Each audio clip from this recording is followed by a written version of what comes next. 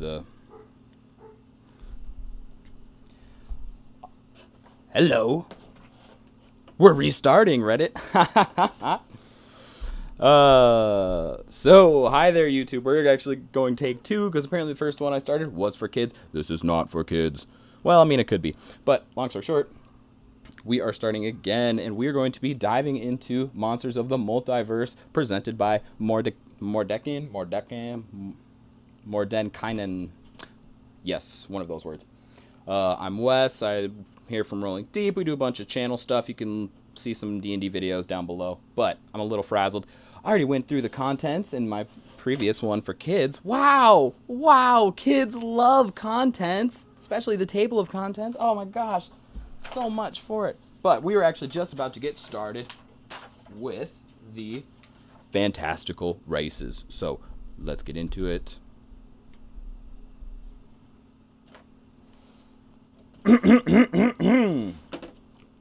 All right, so let's check out what these other words over here are. So at first level, you choose whether your character is a member of the human race or a fantastical race. If you select a fantastical race in this chapter, follow the additional rules during character creation. Okay, this is where people are probably making claims that this is going to be changing the game a little bit. So the ability score increases when determining your character's ability score. Increase one score by 2 and increase a different score by 1. Okay, I'm not gonna like go through each and every single step by this, because then I'm never gonna get through this. But it seems like they just add another framework for creating your character, which is a little odd, because if you actually read through Tasha's Cauldron of Everything, we find that a lot of these sort of create your own race and put an outline to a character has already been addressed in this previous book. I'm not sure why they want to put this in text, I guess, unless they want to just make this seem thicker. But I love it. We're just going to keep on looking anyways. Oh, this Aerocochra. He's ready to get the early worm. Yo, dick when you're sleeping. Anyways, the Aerocochra are the winged people who originated on the elemental plane of air. Ho, ho, ho. I love Aerocochras. Shout out Dimension 20 for their inclusion of it in their race, in their D&D videos. Fabulous. Just loved it. Aerocochra traits. You are a humanoid. Duh. Okay. Your size is medium. Your walking speed is 30 feet. Because you have wings, you have a flying speed equal to your walking speed. Whoa. Okay, so they do make it clear here that if you are an Aerocochra, you can't just be flying around in the full chainmail and everything. You have to be wearing medium or heavy armor. And that's a good sort of... Oh, Reddit, you are not getting anything right now. I am so sorry.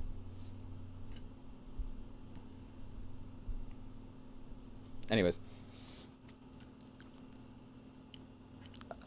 the Aerocochras, you're not going to be able to be whipping and winging and flying all silly-willy. You're just going to have to be a little bit more strategic, and you're going to have to, when you're not wearing that thick armor, your armor class is going to be lower, so you're going to have to keep that in mind. That's definitely going to be something that you can min-max your classes on. At least that's what I'm getting first feel from this, is that a lot of ranged classes might start to feel a little overpowered with this sort of flying that you can accomplish. But I guess that's sort of just any flying in general. But I don't know if I'd want a ranger up 50 feet above me just firing arrows down. Okay. Talons and Wind Caller. You, as starting at level 3, you can cast the Gust of Wind spell with this trait without requiring its material component, which makes sense. When I go... Hold on. When I go, whoosh, whoosh, whoosh, I want there to be a cool effect. That's something that my players would ask me to do, and I'd say, yeah, why not? That sounds super cool. And then I'd have to honor it for like the rest of the campaign. Anyways, let's keep going. Azamir, I'm not exactly sure what these guys are. Let's check it out. Whether descended from a celestial being or infused with a heavenly power, Azamir are mortals who carry a spark of the upper planes within their souls. I carry nothing within my soul. They can fan that spark to bright light, ease wounds, and unleash the fury of the heavens. Okay, so this is just general fantasy stuff. Okay, cool. But what do they look like? Because I need a picture. It's a dude. They look like normal dudes. No, just kidding. Their eyes, oh, look, I don't know if you can see this, mate. Scary. You see, they're red. And when they're red, that means they're scary. Is it all working good? I think so. Cool. Double check. Let me know, would you? Okay. Ugh. Important part of D&D is making sure you go to the gym on your off days. Good physical health translates to good mental health. And a good mental health is a decent session with your friends. Maybe you probably don't want to see my face like that. How about that's a little bit better? Okay. The bugbears. Okay, so this is vitally important. Ooh, can I switch the colors? Oh, that's so much better. Yeah, let's do that. Bugbear, neither bugs nor bears. Bugbears are the hulking cousins of goblins and hobgoblins. Okay. That makes sense. I actually did not know that. With roots in the Feywild, early bugbears resided in hidden places, in hard-to-reach and shadow spaces. Long ago, and from out to the center of your eye, they came to the material plane, urged to spread throughout the multiverse by conquering the god. These bugbears conquering gods, you know. They're seen as an early game threat when you're like level 1 or 2 and you come across a party of bugbears or even a singular bugbear, and it's daunting, but I don't think they're taking down gods. They are the long limb and covered in coarse hair, wedge-shaped ears, and pointed teeth. Delicious bugbear traits. Your humanoid medium? Oh, I'm kind of jumping all over the place, but there's a lot to go through here. Wow. That's 1, 2, 3. Powerful. 4, 5. Jeez. Okay, so these fantastical races have a lot of little side perks. Your reach is 5 feet greater than normal. Wow. This long-limbed ability is insane. It's one of those things, oh, wow, where I could create space. You wouldn't necessarily even need to be an enforcer or a tank with that. If you were just any sort of fighter or melee-focused sort of build there, you can stop them from reaching your squishies, and I think that's a really powerful trait here. Oh man, why would you play anything normal when these new races have come out? I'm definitely getting a sense of power creep just by looking over it briefly. Ooh. Wait, I'm gonna do one better. No, it wasn't that good. Anyways, the Centaur, that gallops throughout the multiverse. No. As a Centaur, you have the following racial traits. You are a Fae. Oh! I love this. A lot of the Fae that you encounter in our current materials tend to be very small, very powerful, but smaller, or at least in my research. Correct me if I'm wrong, but I love it. The Centaur, she looks fun. This looks like a good embodiment of the race, you know, because they're a little bit more naturalistic. They're the friend of yours that likes to go camping in a Bureau of Land Management, where it's like, no, man, I have my water for 4 days. I'm good. Long story short, they look pretty awesome. Your walking speed is 40. You have the ability of charge. There's an equine build. You get hooves, and you have a natural affinity, which is your Fae connection to nature, gives you an intuitive connection to the natural world and the animals within it. You therefore have proficiency in one of the following traits. Okay. Wow. So whereas the Aerocochra before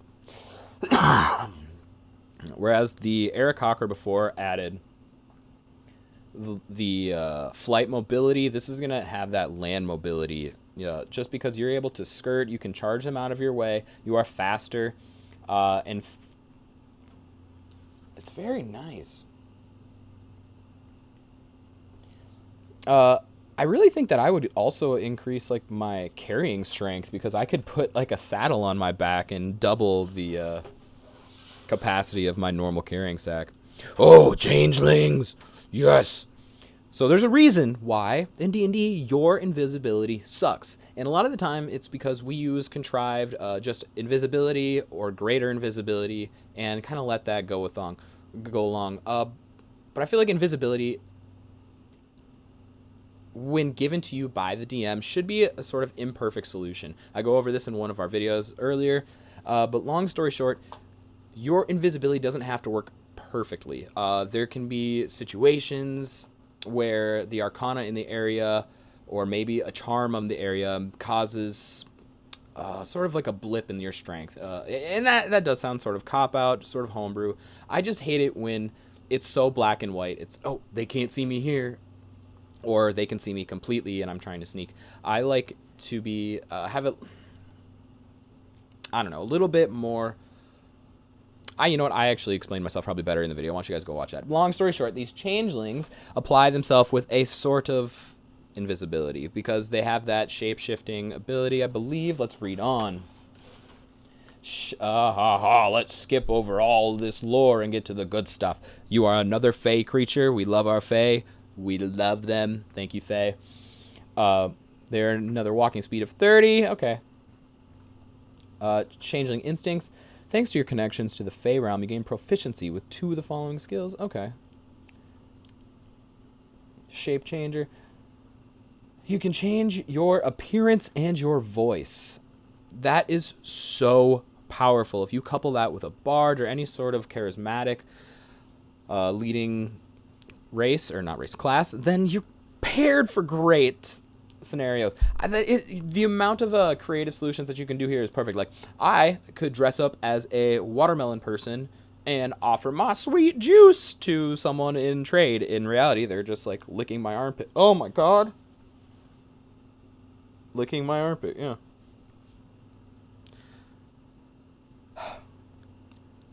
It's sad when you sweat through a black shirt, but here we are. Okay, let's continue. These changelings, so if you don't want to go for a druid and you don't want to have to animal shapeshift that way or be confined in that results, this is going to be the perfect race for you. I see a lot of our slippery and sneaky folks using this changeling race in the future. So this deep gnome, this is gorgeous artwork. Let's just take a moment. This chunk of what we can say ruby, possibly, just looks like the heart of her enemy. She looks so satisfied to have found it. I'm unsure why. Okay, let's see. Let's make up an enchantment for this real quick. It looks like this little back thing is going to increase her perceptiveness to let her know as while she's swinging around her pitchfork. I bet that when nearby enemies, that thing just starts to like spin really fast, like it's powering up, letting you know, hey, you got to kick some ass. You know, and similar to Lord of the Rings, when their swords and daggers sort of glow blue when orcs are nearby. Ha ha ha. Anyways. Deep gnomes, or Goblin, are natives in the Underdark and are suffused with the subterranean realm's magic. Okay, cool. Long story short, they like the dark and the dirt. Okay. These guys are tiny. I don't understand how their walking speed is still 30. Well, I guess they're a gnome. They're not dwarfs yet. You can see, wow, you have dark vision. In case you were wondering. I guess these other ones didn't say they had dark vision. Oh. Gnomish magic resistance. Okay, I'm going to skip over that one because it's just another gnome. I have no idea what this one is. A Dwargar. I swear they're trying to do the thing from Skyrim, but whatever. Are dwarves whose ancestors were transformed by centuries living in the deepest places of the Underdark. Oh my god.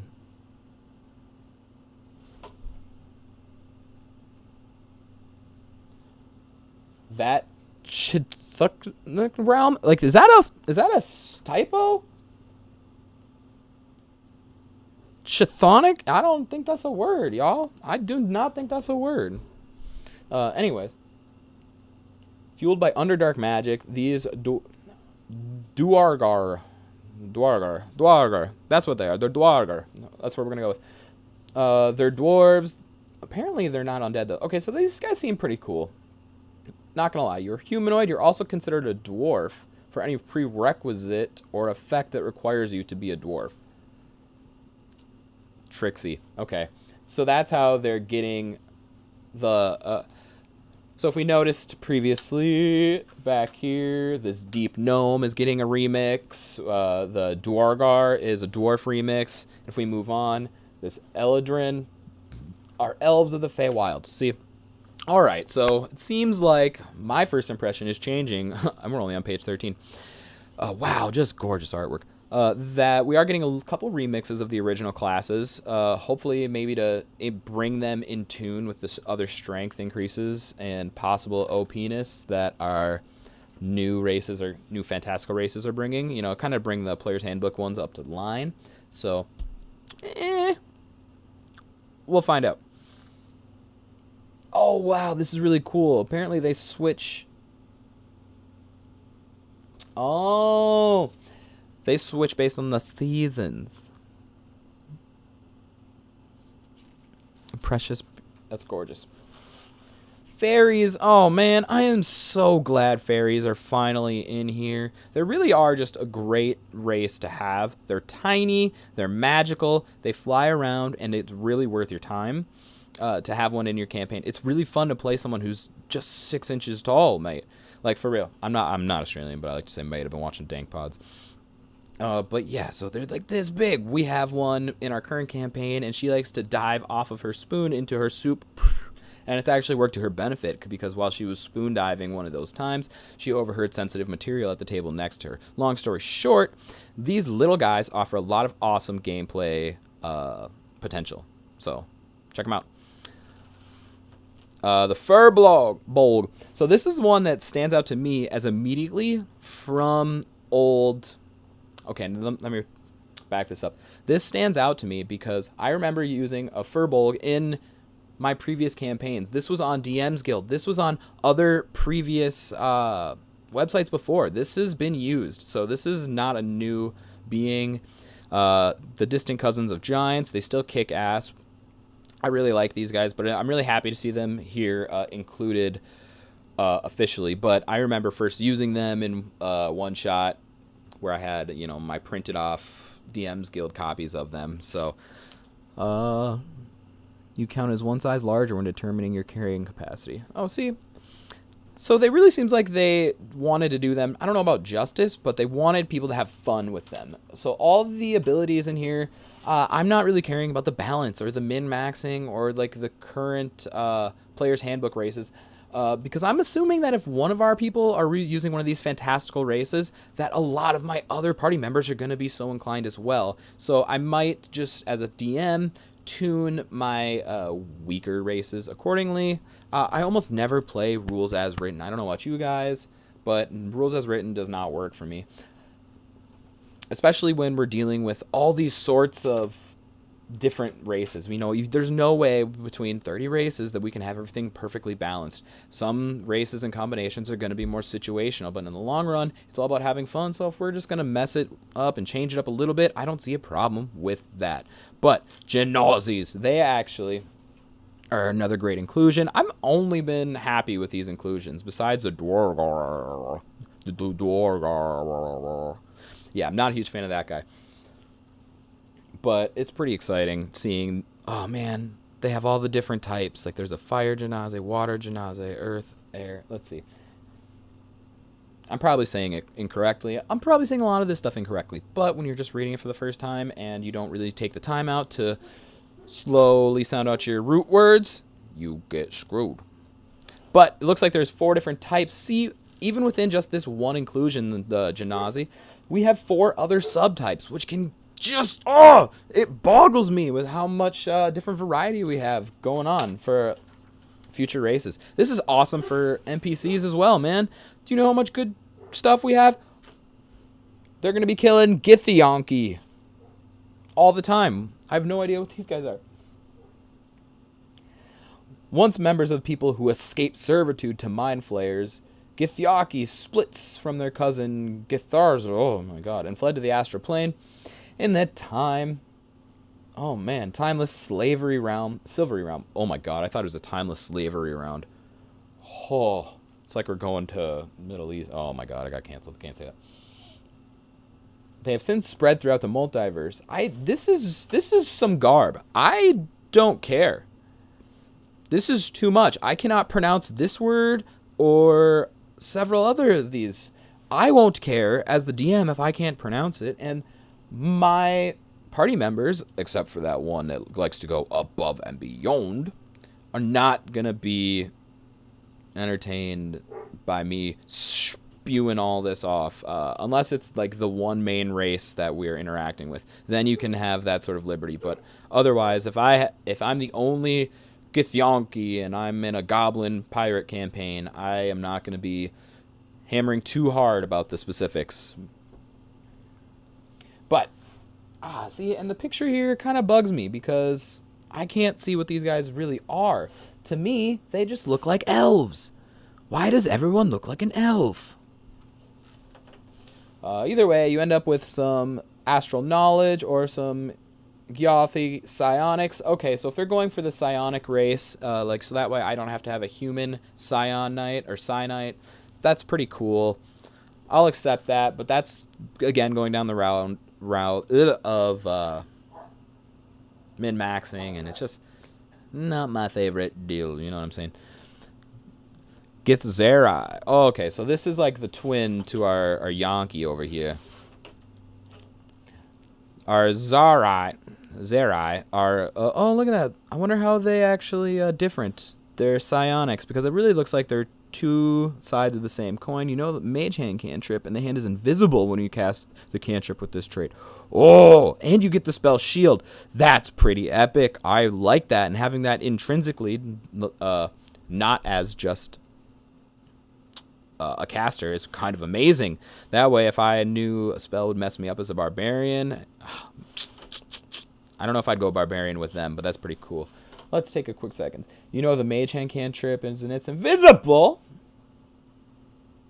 Okay, so the psionics differ because you can cast Jump here, whereas you'd be casting Shield with these guys. So, again, this is going to be down to the literal minutia of minutia. That's not enjoyable. I don't have fun with that. But I'm not saying don't go in depth at the same time. I'm saying make it interesting. Maybe I'm just complaining to complain. I really like this idea. The fact that they're kind of polar opposites is awesome, but as a DM, I'm going to have trouble sort of differentiating and making the Zerai better than the Yankee or vice versa. You know, it would just kind of feel redundant without me like reading it more in depth, because my book is about 2 feet away from me and I'm reading it through my screen capture the same way you guys are. Goblins are finally included. I feel like goblins were in before. I don't have that knowledge offhand, but let's dive into it. A subterranean folk. Goblins can be found in every corner of the multiverse. That is true. My cat, my sister's kitty, can also be found in the multiverse. Okay, we don't need to spend too much time on goblins. They're awesome, but let's see what... Okay, so their size is small. Fair. Dark vision. Oh, God, I have that dark vision. Fey ancestry. You have advantage on saving throws you make to avoid... Okay. Okay. Are you Fey? No, you're a humanoid. And goblinoid. Nimble escape. You can take the disengage or the hide action as a bonus action on each of your turns. Are you kidding me? Dude. It's just... Okay. No, that just feels like, I'm gonna... the balancing does start to feel weird, but this is me playing with no knowledge. This is all first impressions, but like I said, first impressions, I'm getting that the balancing might be a little bit weird with this book. So you really might need to stick to just one sort of material, or one sort of material book. Do you know what I mean?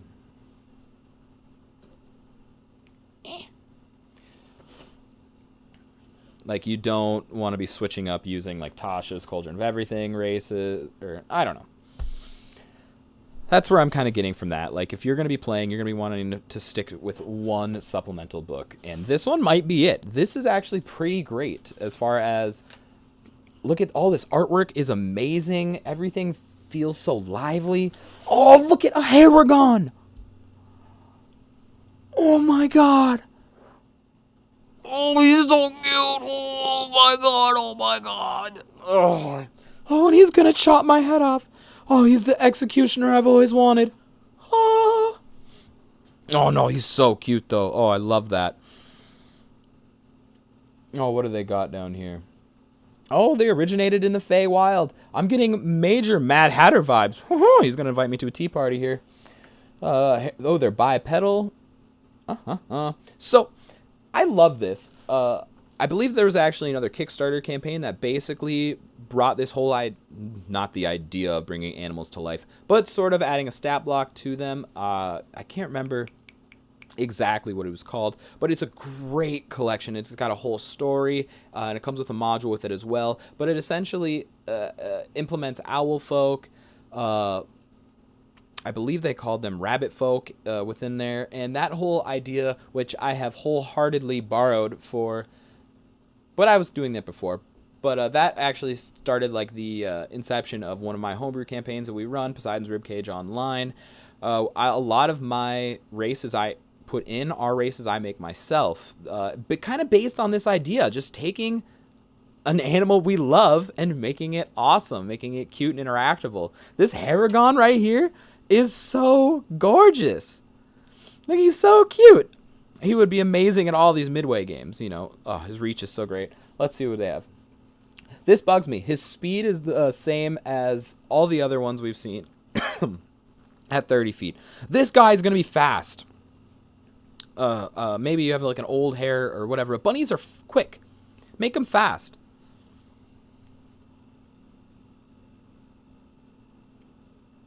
Ooh, you have lucky footwork. Rabbit hop. You can... No.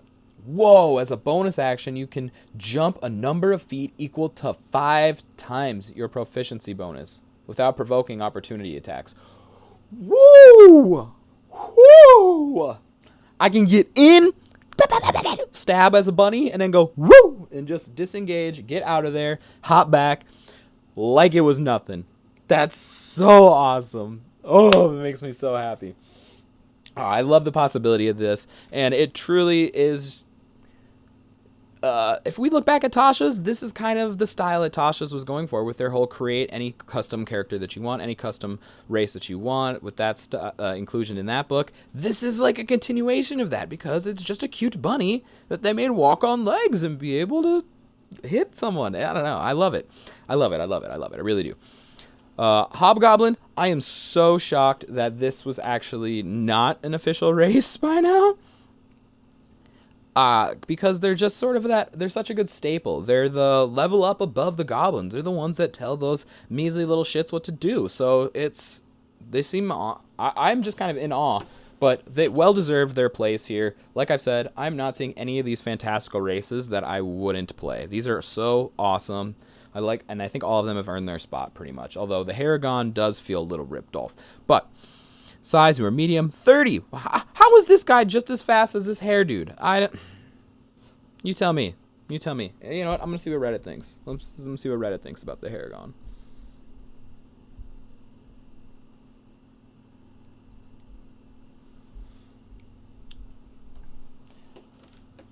They love him. So, there you have it. Reddit loves the races. We'll keep it going. Kenku, another classic, another one that we've played before, we've seen before. They've been included in Wizards of the Coast other modules before. This might be the first time as a playable creature, but I know for a fact we've ran these guys before as well. Kenku Recall. Thanks to your supernaturally good memory, you have proficiency in 2 skills of your choice. Oh, that's pretty cool. Moreover, when you make an ability check using any skill which you have proficiency, you can give yourself advantage on the check before rolling the d20. That means nothing to me. No, just kidding. That's pretty neat.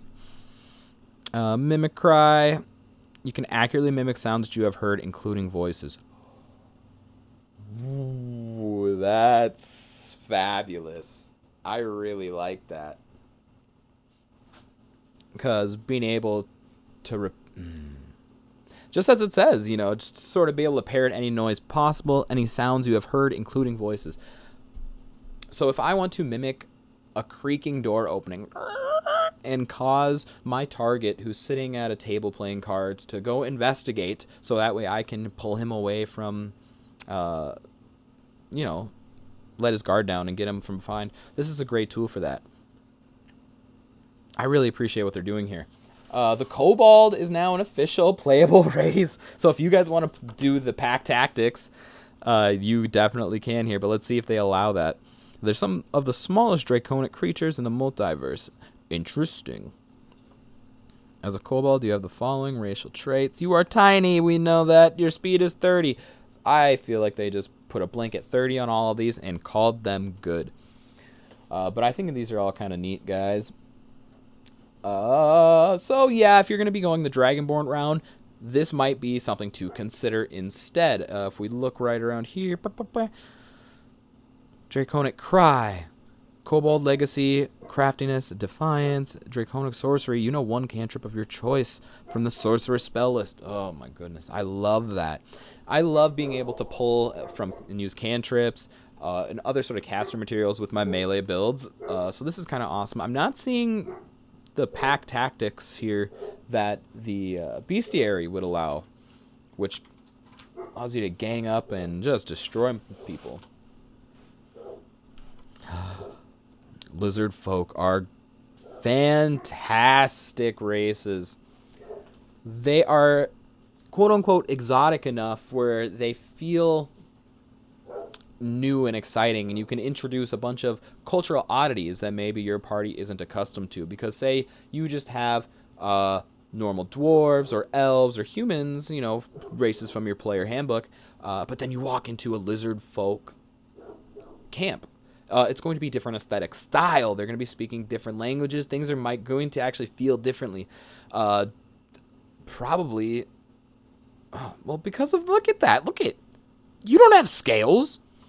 You don't have fins. That's what I'm saying. Like, this is such a good opportunity to switch it up and throw in cultural norms that maybe your players are sticking to on accident. This would be a good way to throw some curveballs at them and mix up their style of play altogether. I'm not going to spend too much time on here because it really does make sense. You get a bite ability.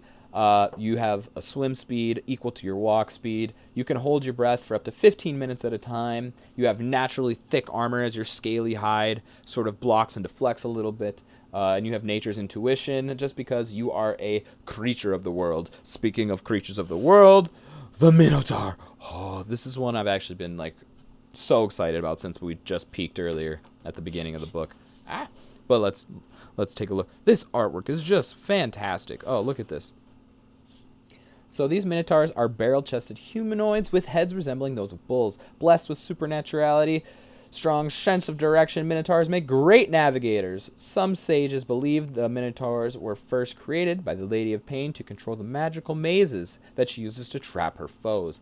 Okay, so that didn't happen. But this is also D&D, so it probably did happen. Let's see, look at their traits.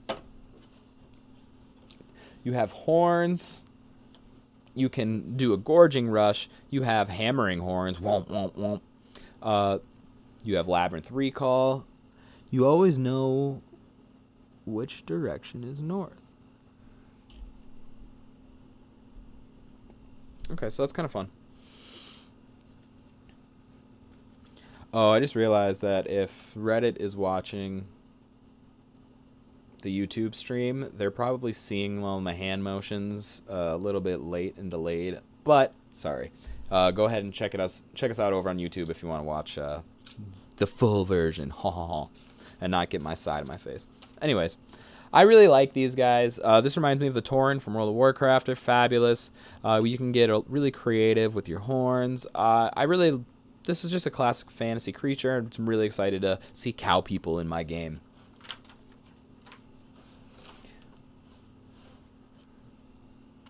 Orcs, another one, classic. There's probably thousands of orc stat blocks that you could use if you wanted to go full orc.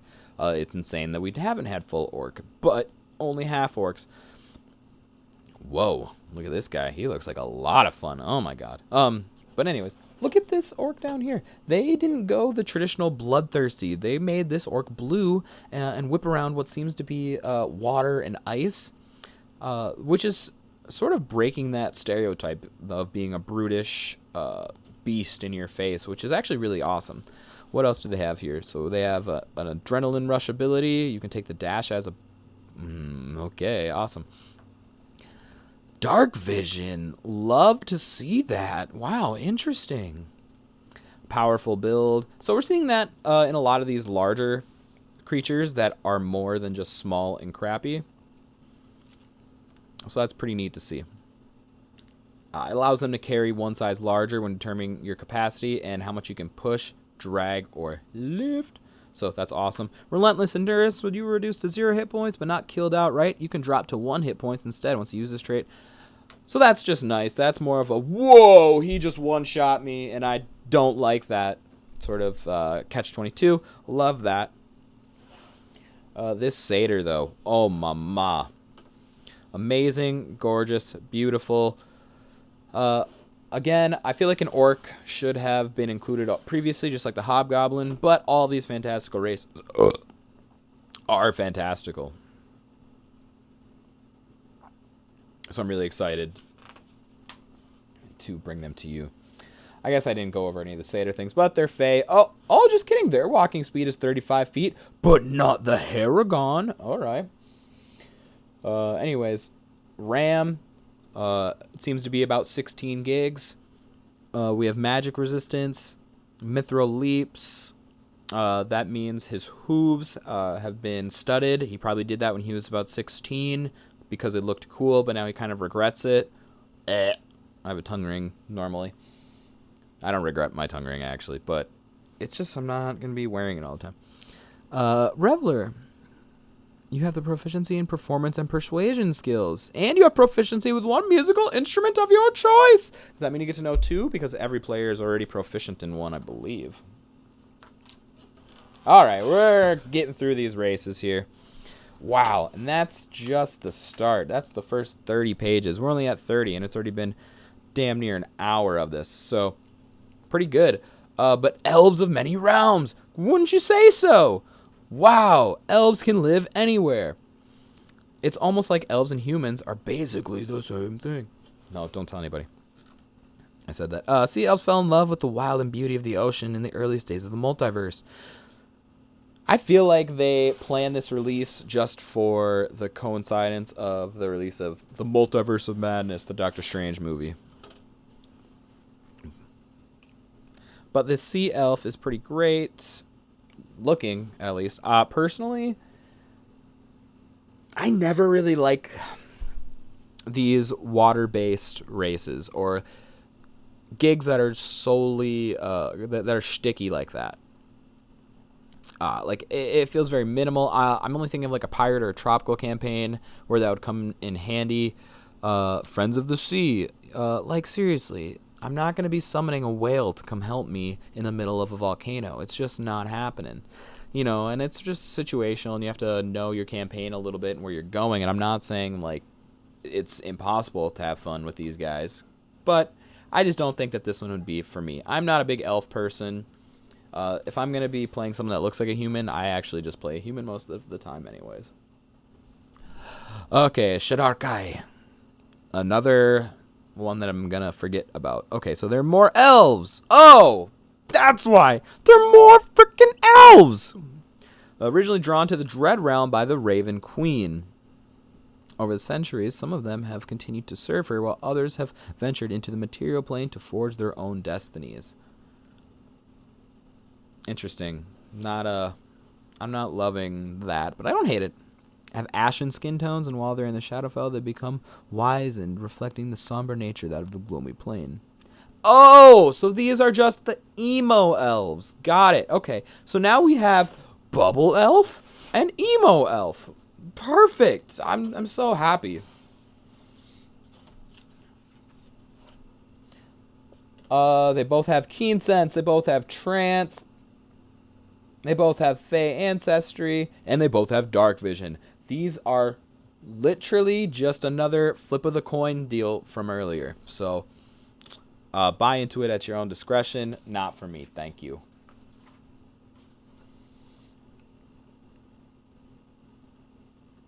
All right, so this is where I'm a little confused. Oh, no, I'm just kidding. When you call it a shifter, it sounds like I'm going to be shape-shifting willy-nilly, but it's actually just someone who's born as a lycanthrope.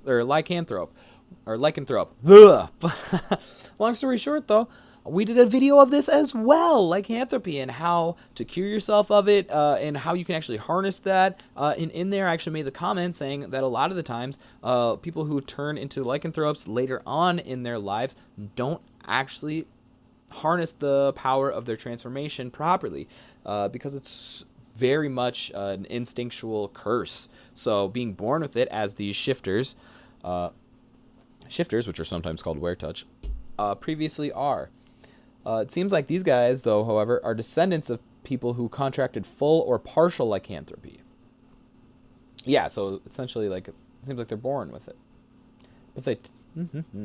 Humanoids with a bestial aspect, shifters can't fully change shape, but they can temporarily enhance their animalistic features by entering a state that they call shifting. Oh, this is just mega evolutions from Pokemon, man. That's all this is. I mean, that's cool, but just why not fucking fully shift? I don't know. If you were a druid, this would be pretty cool. Maybe I'm not reading too much into it. Or not reading far enough into it. But I want to focus on our Tabaxi, created by the Cat Lord, the divine being of the upper planes. To bend the quantities of humanoids and cats, Tabaxi are varied people in both attitude and appearance. We've all played Elder Scrolls, or at least most of us have. Skyrim. We've all drank the skooma. I just love playing as a giant kitty. I love it. They are in constant use for NPCs at my table. Just fabulous, guys. At this point, I'm getting kind of tired of reading every little description, so I'm not going to. I'm just going to mostly look at the art here and kind of comment on things that sort of jump out at me. Like their feline agility. That's jumping out at me pretty damn well. Okay. The turtle is a given. Amazing. You need to play it. 10 out of 10. Don't even need to read it. Look at this guy. You have to be him. Oh, look. He's got a little telescope on his staff. That's so neat. Oh, I love that. And just these are very tranquil backgrounds. It's gorgeous. Now, this is where I have an issue. Why have a cool-ass merfolk person like the Triton, which has, in my opinion, very similar origins as the Sea Elf?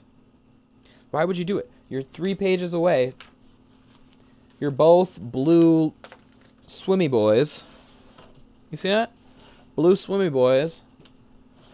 Why you need more than one blue swimmy boy?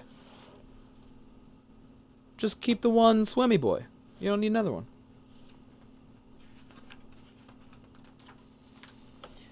Oh, and last but not least, the Wantee. So if you take a look at our channel and look at the series called Into Avernus, one of our characters is played by a Wantee, and they love it. I think it is another similar vibe to the lizard folk. They're great, they are very aggressive, and they can really fit a theme well. As you can see, they have poison and magic resistance just inherently. That's so awesome. And you also have, poison spray cantripped, and you can cast the Animal Friendship an unlimited number of times, but you can only target snakes with it. That makes sense. Overall, look at the first 36 pages of this.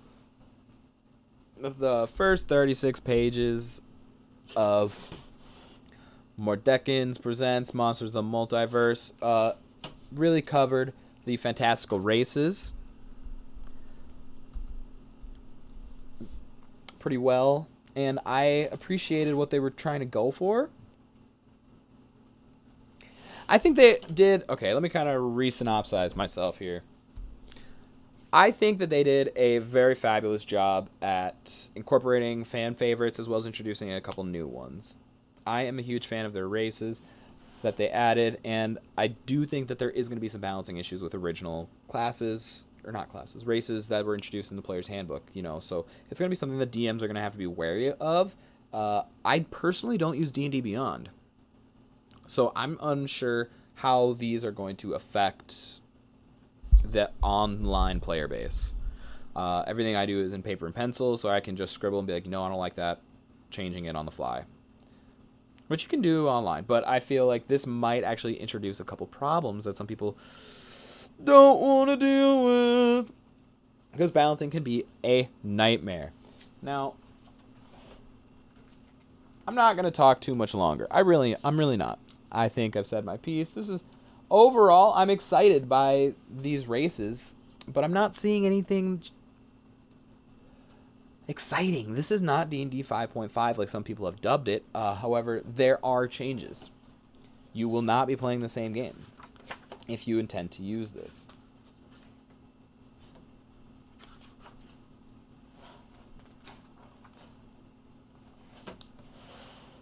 This is a bestiary to the max. This is nothing...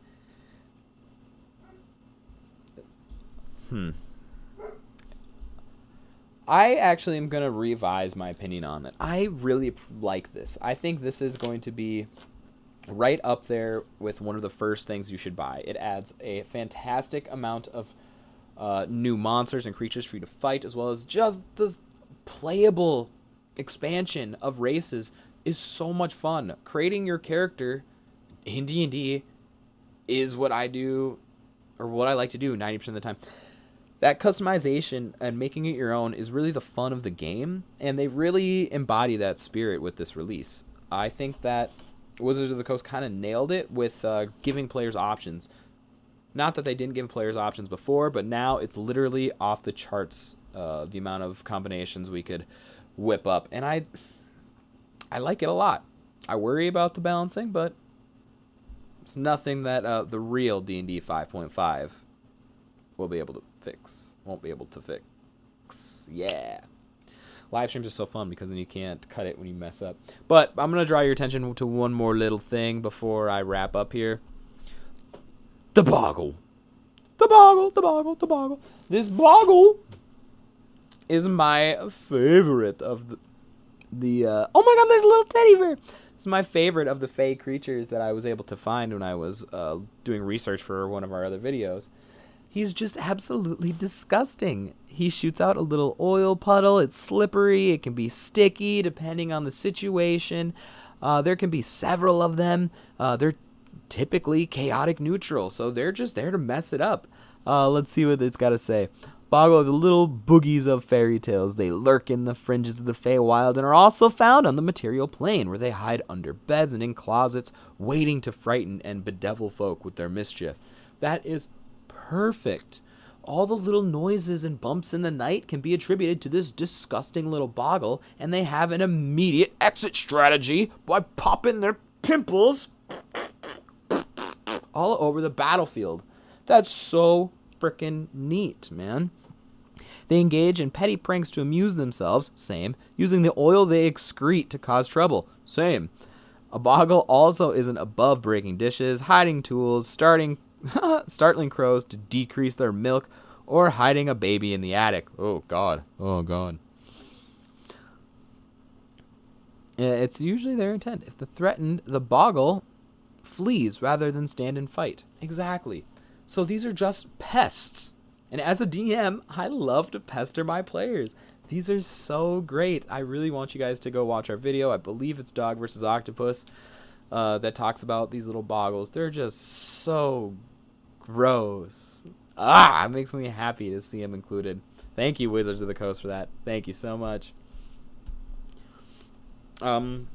This is not, we're not popular enough to actually have like commenters or anything. Otherwise, I'd do a little talk back. But maybe I'll see if Reddit has any comments for me.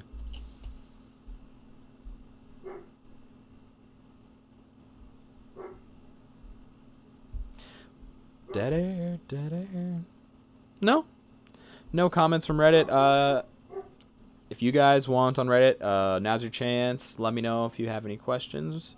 I think that I'm definitely going to be doing a one-shot soon based around races from this guy. I think that is definitely the way to go.